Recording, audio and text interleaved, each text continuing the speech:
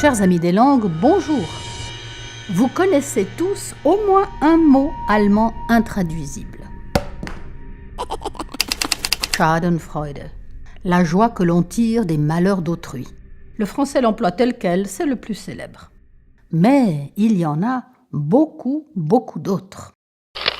Le plus attendrissant, c'est Kummerspeck, littéralement le lard du chagrin. Autrement dit, les bourrelets de la victime d'une peine de cœur qui, pour se consoler, tape dans le chocolat.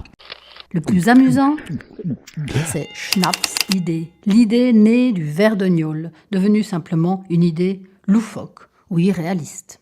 Le plus cocasse, c'est peut-être Torschlussrein, la panique de la fermeture des portes. Non, ce n'est pas l'angoisse d'arriver trop tard au supermarché, c'est celle de rester célibataire passé un certain âge. Mais si je devais choisir un seul mot allemand intraduisible, ce serait Zweisamkeit.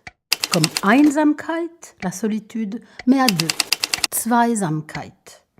Ou le plaisir du tête-à-tête, de l'intimité partagée au long cours, quitte à glisser ensemble dans l'isolement. Le genre de mot dont on se dit en le découvrant, mais bien sûr, c'est tellement simple et bien vu, comment se fait-il que les autres langues ne l'aient pas ? De fait, toutes les langues ont de ces mots que l'on n'arrive à traduire que difficilement en faisant de longues périphrases. Mais au jeu de l'échange d'exemples, c'est très souvent l'allemand qui gagne. Pourquoi ? Irène Weber-Henking, qui dirige le Centre de traduction littéraire à l'Université de Lausanne, explique que le point fort de l'allemand, c'est l'abondance de ses substantifs.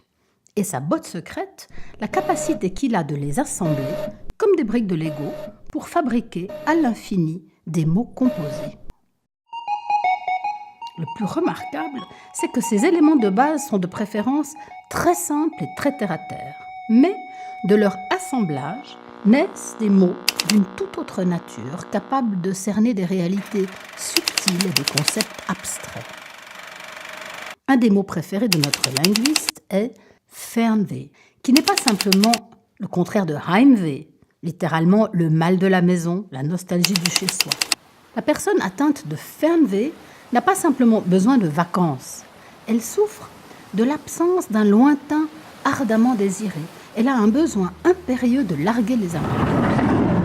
À ne pas confondre avec Wanderlust, qui évoque la soif de marcher dans la nature et de communier avec elle.